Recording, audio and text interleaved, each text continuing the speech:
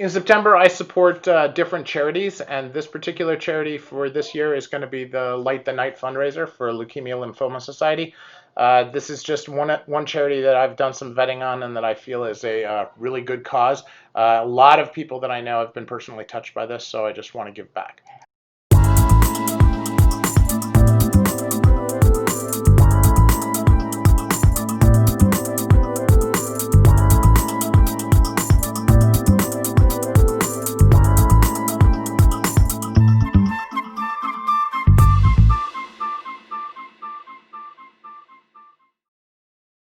Hey, before we get started, I just wanted to point out that I've organized all my videos into playlists on my channel. So if you're looking for more videos around a specific topic, especially topics like this with general shoe knowledge, you can find all of the videos in one place so that you're able to easily access everything that's out there. Thanks much.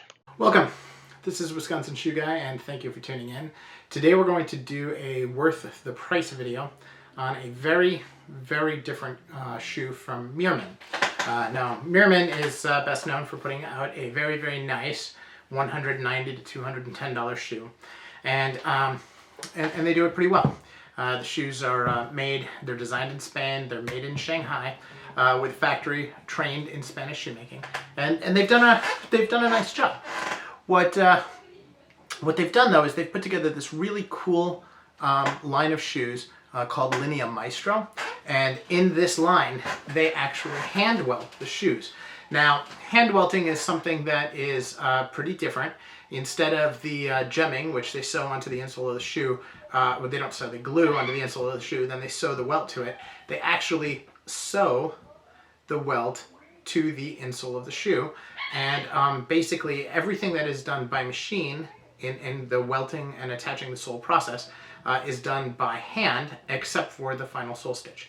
So now as we look at these particular shoes, these are a Norvegese stitch, which is actually sewn on the outside of the shoe. There is no welt connecting the shoe to the stitch. The Norvegese is actually sewn into the sole and into the top here. So it's a very different kind. It's often called a braided. It's a braided welt. It's also called Norwegian. It's also called Goiser. Now they can be done a lot of different ways. This one happens to be in this braided format, and this is also a 360-degree Norwegian, which is not that common. Now on the hand welted line, they use nicer upper material and nicer lining, nicer heel counters, and nicer soles. These come standard with JR soles. Now, what does that mean? That means as you have your traditional Meermin break-in period, which can be 10, 11 wears, these feel good out of the box. And I wasn't really sure that I was going to believe it, and so my first pair of Meermin Adelaides on the Elton last were the hardest that I've ever had to break in. And so I bought a pair of Meermin's hole cuts on the Elton last for these, which is the 106540, and it's true. They were absolutely wonderful right out of the box. They just felt great. They look great. They have the same, I mean, it's the same last as my Adelaides, but it's it has a double sole instead of a single sole, and it is that JR sole. It is well designed. This is not. It has a slight bevel on the waist, but not a certainly not a fiddleback.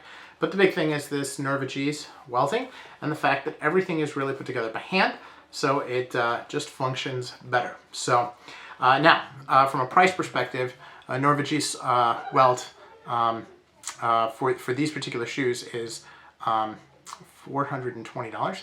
And technically, I don't even know if it's really a hole cut because they put a patch in the back instead of the single stitch.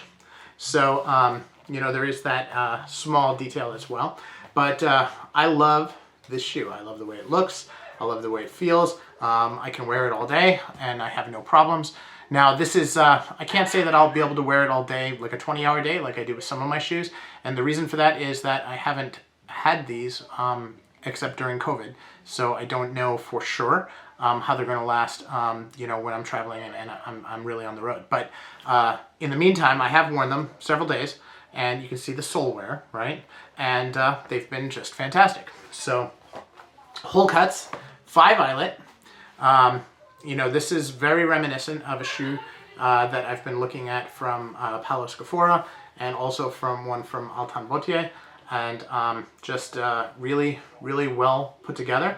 And certainly for $420, I felt it was well worth the price, and just a great shoe as part of the collection. So, and at the end of the day, look, I mean, you buy a whole cut because of the fit and because of the shape, right?